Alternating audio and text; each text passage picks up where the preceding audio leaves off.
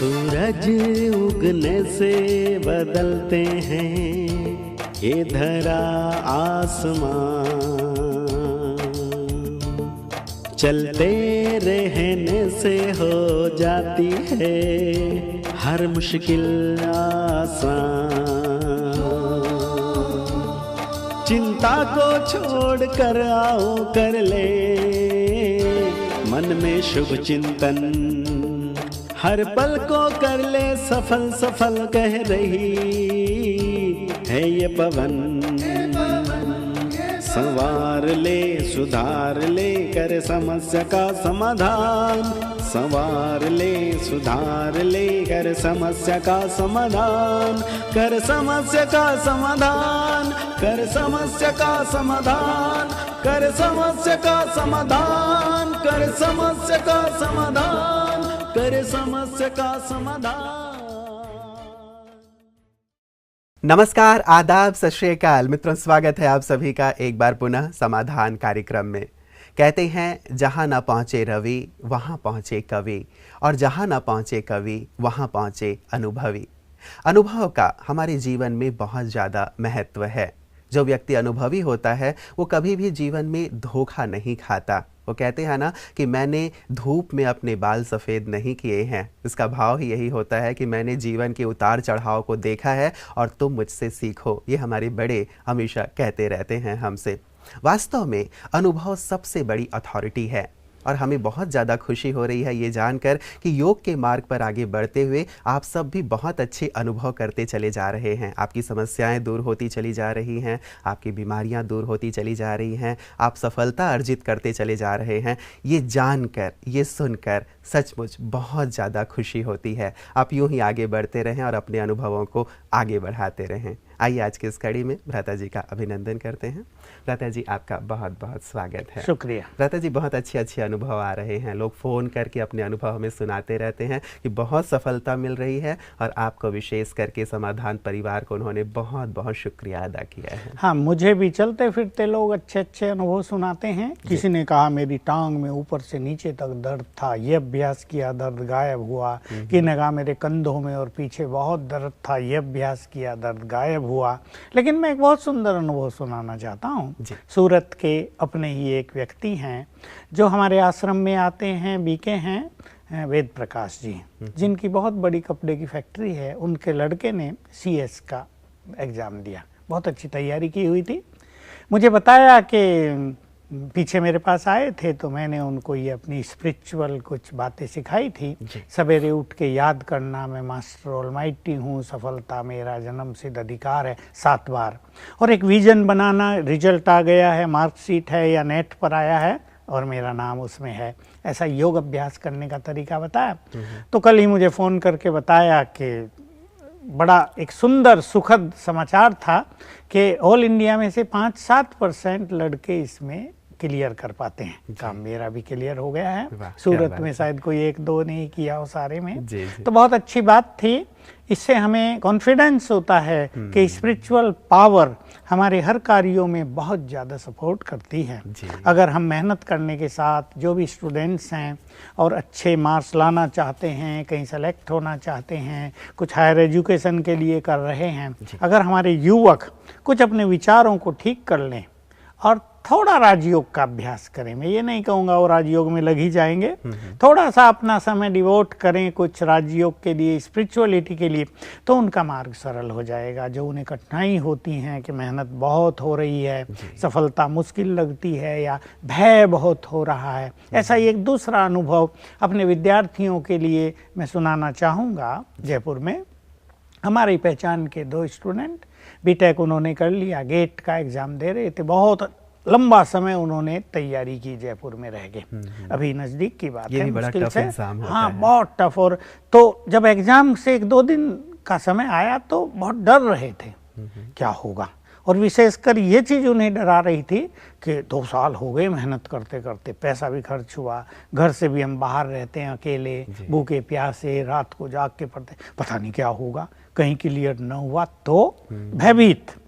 तो मेरे को मैसेज आया, मैंने फ़ोन किया, उन्हें 2 विधि बताई बस।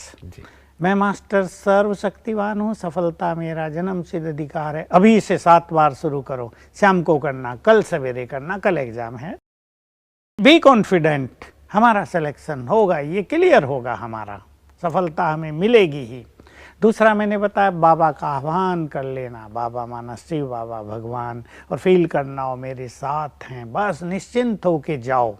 अगले दिन एग्ज़ाम हुआ, शाम को मुझे फ़ोन आया जब पूरा हो गया पेपर, और बताया कि ऐसा लगा कि शिव बाबा साथ बैठा है, और हमारा भय बिल्कुल ख़त्म हो गया था और हमारा बहुत अच्छा हुआ। अब तो बिल्कुल श्योर है कि ये क्लियर होगा ही। तो इन सब से कॉन्फिडेंस बढ़ता है।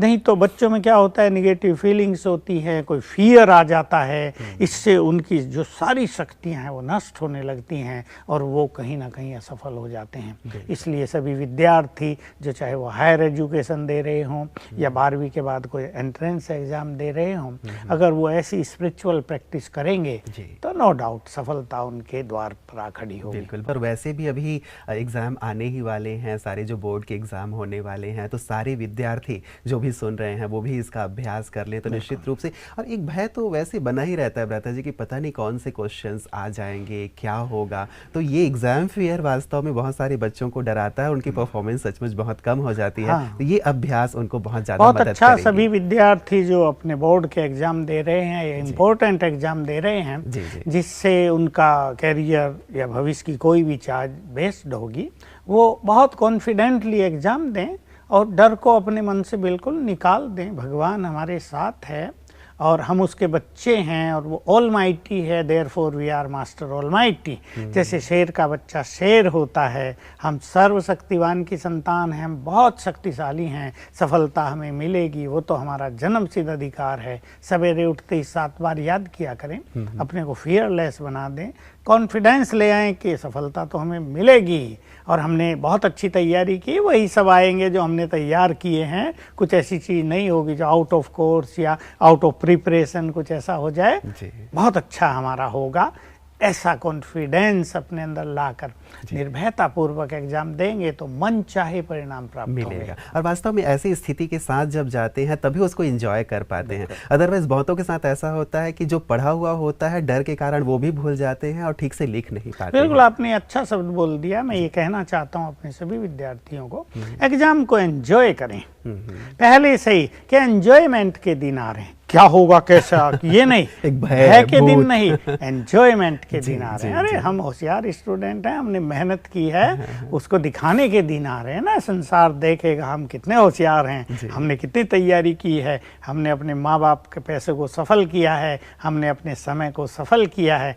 ऐसे पहले से ही एंजॉयमेंट के संकल्प मन में भरें और एग्जाम को पहले से ही एंजॉय करेंगे तो रिजल्ट भी एंजॉयमेंट देने वाला होगा। चलिए, बात निकल पड़ी है भ्राता जी, तो मैं एक चीज़ और पूछना चाहूँगा। जिन्होंने बहुत अच्छी प्रिपरेशन की है वो तो चलिए एक एंजॉय करेंगे और बहुत ज़्यादा कॉन्फिडेंट भी रहते हैं, लेकिन मान लीजिए किसी कारण से मैं पर्याप्त तैयारी नहीं कर पाया हूँ, बीमारी कारण हो सकती है, पारिवारिक समस्याएं कारण हो सकती हैं, और कोई कारण हो सकता है, तो ये जो पूरी तैयारी नहीं हुई होती है तो मन में कहीं ना कहीं भय रहता है कि क्या होगा। ऐसे विद्यार्थी, अब समय भी नहीं है, क्या करें? देखिए, ये प्रश्न तो ऐसा है कि तैयारी करनी चाहिए जी। एग्जाम ऐसी चीज़ है कि उसमें कोई ऐसे ही बिना कुछ पढ़े लिखे जाके बैठ जाए तो काम चलेगा नहीं। और तैयारी के मार्ग में जो बाधक हैं उन्हें बच्चों को हटाना पड़ेगा। चाहे वो टीवी देखने का शौक है, इंटरनेट पे, ये हो रहा है, आज भी मेरे पास केस आए। हमारा लड़का बहुत होशियार था, अब इन सब में लग गया, पढ़ता ही नहीं है, कहता मुझे नहीं पढ़ना है। तो इन सब चीज़ों से बचना पड़ेगा, तैयारी भी करनी पड़ेगी। अब भी जितना भी समय बचा हो उसमें कॉन्फिडेंटली तैयारी करें और ये अभ्यास करें, हम सफल होंगे ही, लेकिन अपना फुल कंसंट्रेशन उधर कर दें, यानी अपने को पूरा डेडिकेट कर दें अपनी पढ़ाई के लिए। चाहे 8 दिन भी बच्चे हों, ये भी काफ़ी समय होता है, मनुष्य बहुत कुछ कर सकता है। तो दृढ़ता भी चाहिए, कॉन्फिडेंस भी चाहिए और आगे के लिए सीखना पड़ेगा। भाई एग्ज़ाम देना है तो तैयारी तो चाहिए। बिल्कुल, तैयारी तो अच्छी करना चाहते ही हैं भ्राता जी। बस प्रश्न ये था कि कई लोग बीमारी के कारण या कुछ पारिवारिक ऐसी समस्याएं आ गई हैं, नहीं कर पाए हैं, तो वो लोग अब एग्जाम में बैठना ही है। उसमें ये करना चाहिए। देखिए, कुछ ऐसे कारण हो गए हैं जिनको हटाया नहीं जा सकता, अपरिहार्य, जिनको हटाया नहीं जा सकता था, कोई बीमारी हो गई, फिर भी अपने कॉन्फिडेंस को खोएं नहीं, क्योंकि पूरा साल अगर कुछ पढ़ा है और कुछ तो तैयारी की है, होमवर्क किया है, जी। उसको अपने ब्रेन में वो जागृत करेंगे। और ये संकल्प कर लें, देखिए रोज सवेरे 3 बार संकल्प करें, मैं मास्टर सर्वशक्तिवान हूँ, मैं आत्मा हूँ, मैं मन बुद्धि की मालिक हूँ, और मैंने अपनी बुद्धि में जो कुछ आज तक भरा है, जो पढ़ा है, वो अब सब इमर्ज हो जाए, एग्जाम के समय इमर्ज हो जाए, तो जो भूली हुई चीज़ें हैं वो याद आने लगेंगी। जो अब से 6 मास पहले पढ़ के तैयार किया था वो याद आने लगेगा। तो ऐसी प्रैक्टिस करते हुए अपने छुपे हुए विवेक को जगाएंगे, लेकिन विद कॉन्फिडेंस। अगर फियर होता है तो हमारा जगा हुआ भी सो जाता है, लेकिन फियरलेसली हम ऐसे अभ्यास करेंगे तो जो कुछ हमने पढ़ा होगा 3 मास पहले, 5 मास पहले, उसको भी हम जगा सकेंगे और एक अच्छी रिजल्ट ला सकेंगे। बिल्कुल, मतलब पूरे कॉन्फिडेंस के साथ दें। जितना भी पढ़ा है उसको और अच्छी तरह से रिवाइज करके जाएं और एंजॉय करें। जितना भी पढ़ा है अच्छा ही रिजल्ट होगा। इस अच्छी कामना के साथ जाएं तो सचमुच बेहतर से बेहतर होगा। हमारी भी शुभकामना रहेगी। प्रता जी, बात जब निकली है तो एक फ़ोन कॉल्स जो हमारे पास आते हैं उनमें से कई, जैसे आप ये अभ्यास बता रहे हैं, चाहे वो स्टूडेंट्स के लिए अभ्यास हैं, चाहे गृहस्थियों के लिए हैं, चाहे बीमारियों के लिए हैं, तो 3-4 कैटेगरी के आते हैं। एक कहते हैं कि 100%, मान लीजिए हमने 21 दिन योग का अभ्यास किया, 100% सफलता मिली। कुछ लोग कहते हैं 75% मिली, कुछ कहते हैं 50 मिली, कोई कहते हैं कि बिल्कुल भी नहीं मिली। तो ये जो अलग अलग प्रकार के रिजल्ट हमें मिलते हैं, इसका क्या कारण है? अभ्यास तो सभी एक ही कर रहे हैं, रिजल्ट में इतना अंतर क्यों? मेरे पास अभी एक बहुत अच्छे डॉक्टर आए जिनकी कई प्रॉब्लम थे तो वो खुद डॉक्टर, लेकिन अब साइकेट्रिक पेशेंट बन गए हैं और भी कई समस्याएं उनके घर में आई हैं। मेरे से उन्हें बात की अच्छी तरह से, हमने उनकी समस्याओं पे चर्चा की और उनको समाधान भी सुझाए। लेकिन बाहर आने के बाद किसी व्यक्ति ने मुझे हंसी में कहा कि जो डॉक्टर है ना, अपने हॉस्पिटल का चंबल घाटी का डाकू है। मैंने कहा क्या? मेरे तो समझ में नहीं आया। मैं सोचा चंबल घाटी का डाकू कहीं पहले रहा हो कि नहीं, ये डॉक्टर चंबल घाटी का डाकू रहा है हॉस्पिटल में। मतलब इतने खतरनाक थे। तो कहा, तो बताया कि किसी को भी पैसे के लालच में दिखाया और आईसीयू में भर्ती करा दिया, मतलब गलत काम कर दिए। मेडिकल फील्ड में ये बहुत ज़्यादा हो रहा है। आमिर खान जी ने भी इस विषय को उठाया था कि मेडिकल फील्ड में भी इतनी ज़्यादा वो चीज़ें हो रही हैं कि बीमारियां होती नहीं हैं, ऑपरेट कर दिया जाता है, आईसीयू में भेज दिया जाता है। तो ये भी एक प्रकार से पैसे कमाने का एक साधन। तो मैं वही बता रहा था कि इसने पैसे तो कमा लिए, लेकिन ब्रेन की शक्ति खो दी, परिवार का सुख खो दिया। सारे परिवार में समस्याएं चल रही थी, सभी साइकेट्रिक पेशेंट हो गए थे। तो money is not everything, life is important, health is important. ये बात मैं इस माध्यम से कहना चाह रहा था कि कोई भी व्यक्ति हो, बड़ा डॉक्टर हो, बड़ा ऑफिसर हो, मंत्री हो, वो अगर बुरे कर्म करेगा, वो अगर गरीबों के पैसे खींचेगा, तो उसको उसका परिणाम मिलेगा ही। तो ये जो प्रश्न आते हैं, किसी की बीमारी जल्दी ठीक हो जाती है, किसी को सफलता जल्दी मिलती है, किसी को देर से मिलती है, इसके पीछे मनुष्य के कर्मों का खाता है। जिसके पुण्य ज़्यादा हैं उसको सहज सफलता, उसकी बड़ी बड़ी बीमारियां भी ठीक, और जिसके पाप का खाता बढ़ा हुआ है उसको देर लगती है। अभी अभी एक केस आया, किसी को कैंसर था पूना में, मृत्यु हुई उसकी, और उसको बड़ा कष्ट रहा। मेरे से भी उसकी बात हुई थी, मैंने उसको कुछ सिखाया भी था, लेकिन वो करता नहीं था। फिर मुझे किसी ने बताया कि इसने जीवन में बहुत बुरे काम किए हैं, इसलिए वो अच्छी बात कर भी नहीं पा रहा है। ज्ञान में तो अभी आया, लेकिन जीवन भर पाप में व्यतीत किया है। तो ये पाप जो हैं मनुष्य को फिर अच्छा पुरुषार्थ करने नहीं देते।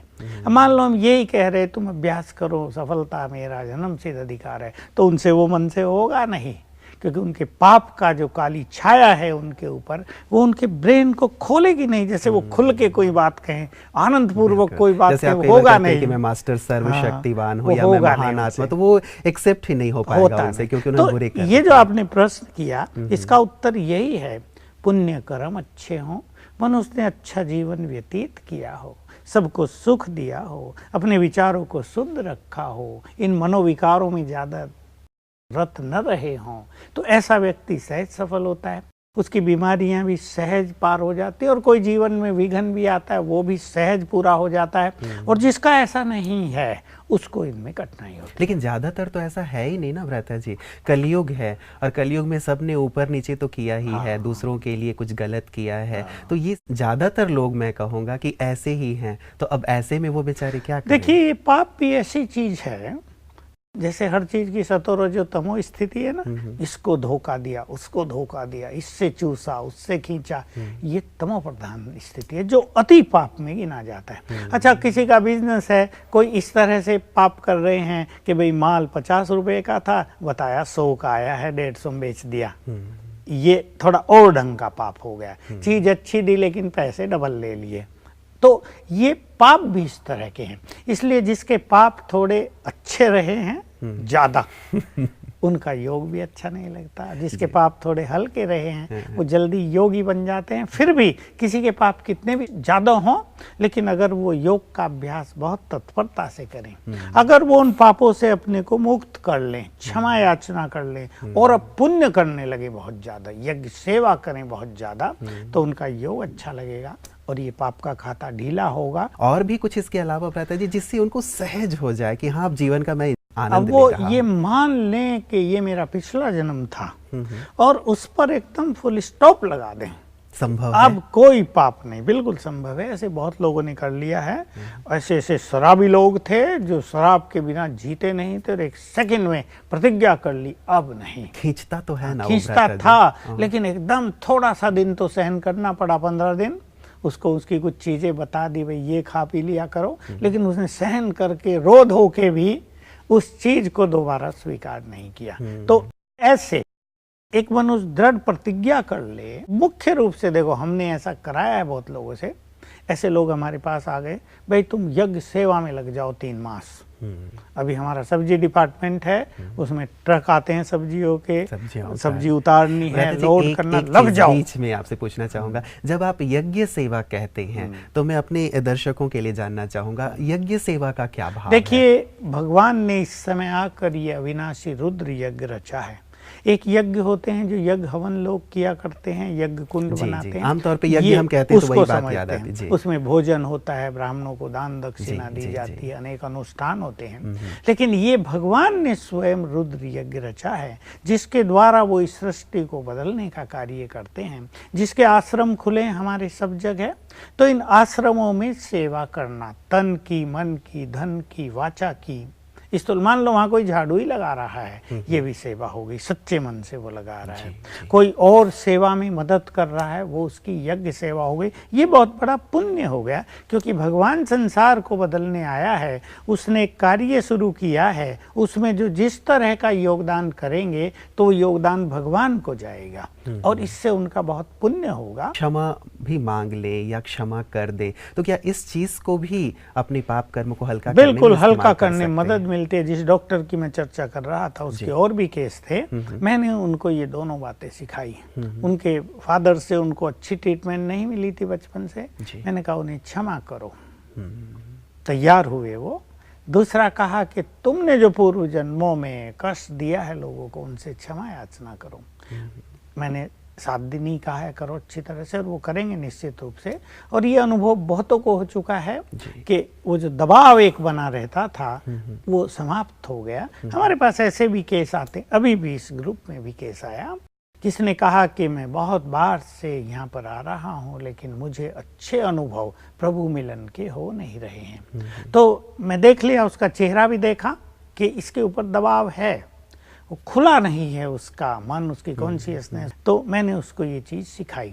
देखिए, जिनको मान लो पिछले 1000 साल की बात हम करें, पिछले 1000 साल में जिनको हमने कष्ट पहुंचाए हैं, दुख दिए हैं या पाप किए हैं, उनके सूक्ष्म वाइब्रेशन से हम बंधे हुए रहते हैं।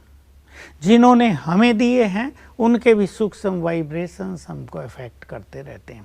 तो ये जैसे सूक्ष्म हजारों रस्सियां ब्रेन से, हमारी कॉन्शियसनेस से जुड़ी हुई हैं, उसका दबाव हमारे ऊपर रहता है, तो उससे योग भी नहीं लगता और जो हमें दिव्य अनुभूतियां होनी चाहिए वो होती नहीं है। तो अगर हम क्षमा याचना कर लें, अगर हम क्षमा कर दें, तो ये रस्सियां कटने लगती हैं और उसके बंधन से हम मुक्त हो जाते हैं। भले वो पाप कर्म रह जाएगा, उसको हम योग बल से काटेंगे, लेकिन जो ये रस्सियां हमें बांधे हुए थी ये कट गई और हम फिर फ्री होकर, हल्के होकर अच्छी साधनाएं कर सकते हैं, अच्छे अनुभव कर सकते हैं। यद्यपि आपने इसके बारे में बहुत सारी बातें बताई हैं, फिर भी मैं जानना चाहूँगा भ्राता जी संक्षेप में, कैसे क्षमा मांगें, कैसे क्षमा करें, कब करें? देखिए, पहली बात तो है क्षमा करना। किसी ने हमें बहुत दुख दिया, एक व्यक्ति ने हमें बहुत दुख दिया। मैं एक छोटा सा उदाहरण लेता हूँ, सच्चा उदाहरण है। एक माँ ने अपनी लड़की के साथ दोगला व्यवहार किया था। एजुकेटेड थी, लेकिन वो लड़कों को ज्यादा करती थी, लड़की को रिजेक्ट करती थी जहाँ तहाँ, और लड़की ये सब देखती थी। तो धीरे धीरे उसके मन पर इसका इफेक्ट होता रहा, उसने अपनी खुशी खो दी। अब जब वो इंजीनियर बन गई, अच्छी सैलरी मिलने लगी, तो मेरे पास आई कि मुझे खुशी नहीं रहती है। तो मैंने पूछा कारण क्या हो सकता है, मैंने उससे सब कुछ पूछा।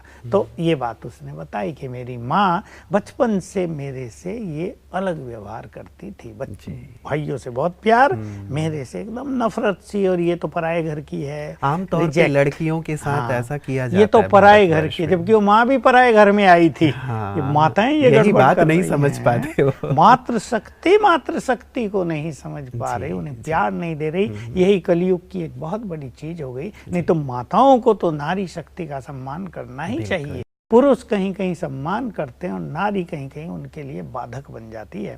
तो लड़की से मैंने बात की, तो ये बात निकल कर आई। तो मैंने उसे कहा, उसको भी खुशी नहीं होती थी। मैंने कहा तुम अपनी माँ को क्षमा कर दो। अब वो सोचने लगी, माँ को क्षमा कर दूं?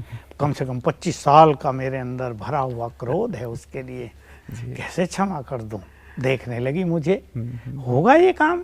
मैंने कहा नहीं, अब तुम महान बन गई हो ना, अब तुम भगवान की संतान बन गई हो, अब उसकी दृष्टि तुम पर है। 7 दिन किया और उसकी खुशी लौट आई। बस तरीका ये है कि माँ को सामने लाया, आत्मा देखा और अपने को इस स्वमान में स्थित किया, मैं महान आत्मा हूँ, और हे आत्मा तुमने मुझसे जो कुछ किया, मेरे मन में अब तक बदले की भावना थी, लेकिन अब मैं तुम्हें क्षमा करती हूँ, तुम सुखी हो जाओ, संतुष्ट रहो, महान बनो। बस इससे वो रस्सियां कट गई। एक ये तरीका। ऐसे ही क्षमा याचना। भ्राता जी कोई विशेष समय हमें, देखिए अगर हम सवेरे ही करेंगे तो सुंदर होगा, क्योंकि सवेरे मनुष्य का मन शांत होता है, सबकॉन्शियस माइंड जागृत होता है। तो सवेरे करना ये चीजें बहुत अच्छी होती हैं। ऐसे हमको करें, बीच में हमारे मन में अनेक उथल पुथल होती हैं। और ऐसे ही क्षमा याचना करना। हमने बहुतों को कष्ट दिया है पूर्व जन्मों में, तो उनसे भी हम बंधे रहते हैं। तो सूक्ष्म रूप से ऐसा करेंगे कि जिनको भी मैंने पिछले 1000 वर्ष में कष्ट पहुंचाया हो, वो सब मनुष्य इमर्ज हो जाएंगे। और हम सूक्ष्म रूप से विजुअलाइज करेंगे कि अनेक इमर्ज हो गए, सामने आ गए, वो आत्माएं हैं। और बस कहें कि मैंने अज्ञानवश आपको कष्ट दिया, आपको दुख पहुंचाया, अब मुझे ज्ञान प्राप्त हो गया, सद्विवेक प्राप्त हो गया, मैं भगवान की संतान हूँ, मैं आप सभी से हाथ जोड़कर क्षमा याचना करती हूँ। आप मुझे क्षमा दान दें और शांत हो जाओ, सुखी हो जाओ, आगे बढ़ो। बस तो ये रस्सियाँ कटती रहेंगी। ये तरीका है। बिल्कुल। तो विशेष करके सुबह या फिर शाम को जब बहुत अच्छी तरह से मन की स्थिति हो, तब उनसे क्षमा ले लें और क्षमा मांग भी लें, तो थोड़े से हल्के हो ही जाएंगे। और ये बहुत अच्छा रहेगा भ्राता जी। मुझे लगता है कि जब तक ये हल्कापन नहीं है, तब तक जो पुरुषार्थ की बात है, एक अच्छे अभ्यास की बात है, आगे बढ़ने की बात है, वो चीज़ें नहीं हो पाती। तो क्यों ना बीती को बिंदी लगा के आगे बढ़ें, आगे की सुधि लें। यही वास्तव में एक बुद्धिमान प्राणी को करना चाहिए। चलिए, आज के लिए बहुत बहुत शुक्रिया भ्राता जी। आपने बहुत सुंदर हमारे तमाम प्रश्नों का उत्तर हमारे दर्शकों को दिया है। आपका बहुत बहुत शुक्रिया। मित्रों, विशेष करके जो अंतिम चर्चा हमारी हो रही थी, कई बार हम पास्ट की बातों को अपने मन में रखकर भारी हो जाते हैं, और ये भारीपन हमें उड़ने नहीं देता, आगे नहीं बढ़ने देता, जीवन में सफलता प्राप्त नहीं करने देता। एक एग्जांपल आपको देता हूँ। मान लीजिए ये कप है। अब इस कप को मैं इजीली लिफ्ट कर लेता हूँ, उठा लेता हूँ, इसका पानी या चाय मैं पी सकता हूँ। लेकिन यदि मैं इसे सारे दिन उठा करके रखूँ तो क्या होगा? 1 हफ्ते उठा कर रखूँ तो क्या होगा? 1 महीने उठा कर रखूँगा, क्या होगा? आप समझ सकते हैं, मेरा पूरा हाथ फ्रीज हो जाएगा, शायद मुझे अपना हाथ निकालना पड़े। ठीक ऐसे ही क्या हम अपनी जीवन में व्यर्थ की बातों को, पुरानी बातों को लेकर चलते रहें तो परेशानी क्रिएट नहीं होगी, निश्चित रूप से क्रिएट होगी। इसीलिए कहा गया है कि पास्ट को पास्ट करते चलिए, बीती बातों को छोड़ते हुए चलिए, उनसे सीख करके आगे बढ़ते चलिए। तो यदि जीवन में कोई ऐसी बात हो भी गई है, क्षमा करें और आगे बढ़ें तो सचमुच आपका जीवन बहुत खुशहाल हो जाएगा। आज के लिए इतना ही, दीजिए इजाज़त, नमस्कार।